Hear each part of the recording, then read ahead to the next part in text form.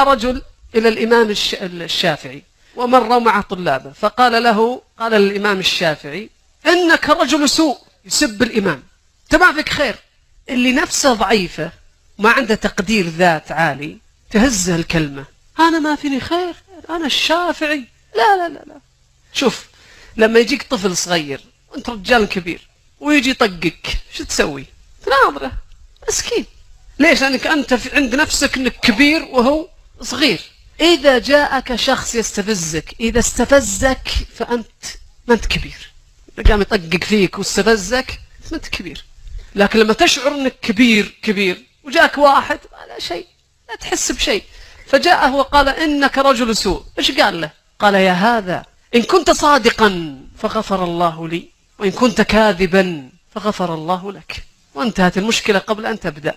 كانك على حق أني أنا ما فيني خير، الله يسامحني. وإن كانك ما أنت على حق، الله يسامحك. ولا جب العقال ومسكوه طقوه ولا شيء. المسألة بسيطة جدا. وجاء رجل وقال لأحدهم، قال: شتمه. فلما شتمه نظر إليه وتركه. فقيل له: لم لا ترد عليه؟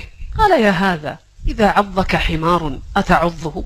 أجلكم الله، يقول عليك منه، أخطأ عليك تخطئ عليه. ثم بعض الناس إذا أنت رجال فيك خير ترى ما تغلبه في السوء، ما تغلبه، لأنه هو متعود وأنت ما تعودت. متعود على الكلام الشين وعلى الأسلوب الشين وعلى الفعل الشين، وأنت ما تعودت. فإن جيت تسابقه بيسبك.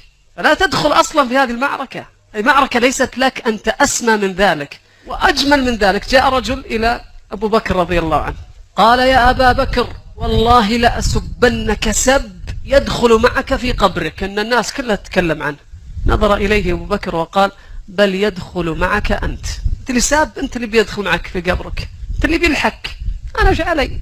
ومر النبي صلى الله عليه وسلم، وكانت أم جميل زوجة أبو لهب، زوجة عمه، وكانت تكره النبي صلى الله عليه وسلم، وكانت تلاعب صبي لها. وإحنا إذا لعبنا الصبي نقول: لا إله إلا الله محمد رسول الله. هي ما كانت تلاعبه بهذه الطريقة، كانت تلاعبه بأنشودة بسب النبي صلى الله عليه وسلم. وكان النبي صلى الله عليه وسلم اسمه محمد، وكانت تقول، ما تسميه باسمه، تقول مذمم، هذا مذمم، هذا مو محمد، عكس الحمد الذم. فكانت تقول لصبيها ويتلاعبه: مذمم هجونا ودينه قالونا وربه صبونا، وتسب وتلعب ولدها. فمر الصحابة ومعهم النبي صلى الله عليه وسلم وسمعوها وهي تقول هذا الكلام، فغضب الصحابة، قالوا: يا رسول الله، انظر ما تقول، ادع عليها ولا خلنا نمسكها ولا. فقال النبي صلى الله عليه وسلم: دعوها. فقال النبي صلى الله عليه وسلم كلمة عجيبة، قال لصاحبه: انظر كيف يصرف الله عني سبهم، يذمون مذمم وأنا اسمي محمد. يقول ترى هذول مو بيقصدوني، يقصدون واحد اسمه مذمم، أنا مذمم. قالوا: لا أنت محمد. قال: ما يعنوني، تعالوا بس، ارقوا فوق، اتركوهم.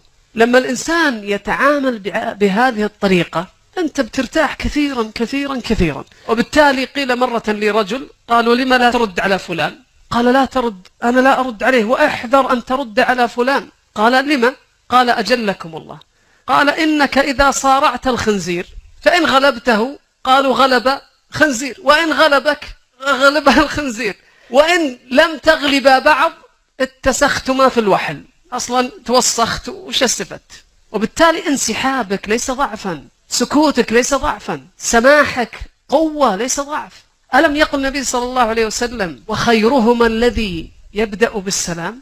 اثنين متهاوشين، الأطيب هو اللي يبدأ بالسلام، ما هو جبته على خشمه وغصبا عليه وجاي يعتذر. نعم أنا ولد فلان هو اللي يعتذر، أنا أكبر هو اللي يعتذر، أنا أحسن هو اللي يعتذر. لا، الله اللي يقول أحسن، هذاك اللي جاء أحسن. لذلك جاء محمد بن الحنفية هذا ولد علي رضي الله عنه من فاطمة الحنفية، هذه أمه فاطمة الحنفية، هذا محمد اسمه. وولد علي الآخر اسمه الحسن والحسين، هذول أمهم من؟ فاطمة الزهراء، فاطمة بنت محمد صلى الله عليه وسلم. فعلي متزوج فاطمة وأنجب منها الحسن والحسين. لما توفيت فاطمة تزوج فاطمة الحنفية وأنجب منها محمد. فمحمد والحسن أخوان من الأب، اختصما، صار بينهم مشاكل.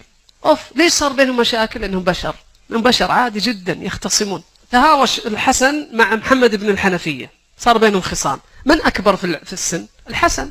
تفرقوا، راح محمد وكتب خطاب، كتاب قال: من محمد ابن الحنفية إلى الحسن ابن فاطمة، إذا أتاك كتابي فاحضر لي وسلم علي.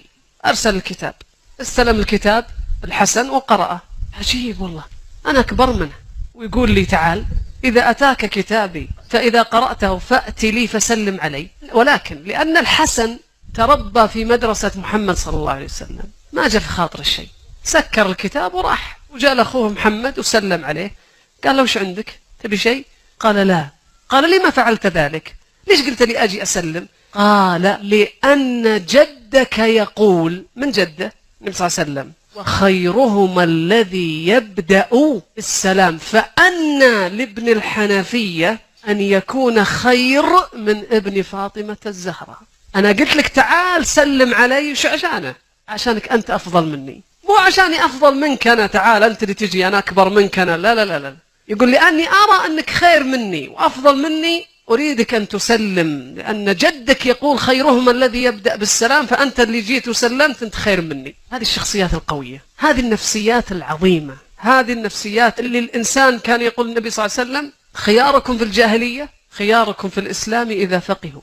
بمعنى أن الإنسان صاحب المروءة وصاحب الخلق، صاحب الشخصية الجيدة وصاحب الحلم، هذا الرجال، وهو خير في الجاهلية، فإذا انسكب في قلبه الإيمان فهو خير في الجاهلية والإسلام.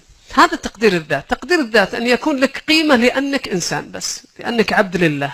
الآن المرأة متى تحتاج إلى المكياج؟ لو كانت جميلة تحتاج مكياج؟ لا. لذلك العرب تسمي النساء الجميلات الغواني، أي التي استغنت بجمالها عن الحلي، ما تحتاج زين نفسها، هي زينة. كما أن الوجه يحتاج إلى مكياج إذا شعر صاحبه بقبحه، فإن الشخصية تحتاج إلى مكياج إذا شعر صاحبها بقبحها. وش مكياج الشخصية؟ أني أشتري ساعة غالية، أركب سيارة غالية ولو ما عندي فلوس، أني أحيانا أدور لي منصب، أبغالي ترقية، أبغالي أي شيء عشان أشعر بقيمتي، فيمكيج الإنسان شخصيته، لدرجة أن وصلنا إلى مرحلة أن الناس صاروا يشترون شهادات الدكتوراه شراء، حتى يقال له يا دكتور فلان، ويا ويلك تناديه بدون دكتور، ولو تقول يا أستاذ فلان يقول له سمحت أنا معاي دكتوراه.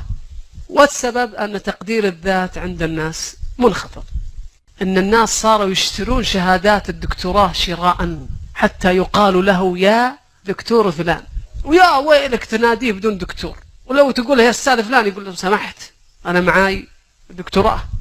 والسبب أن تقدير الذات عند الناس منخفض.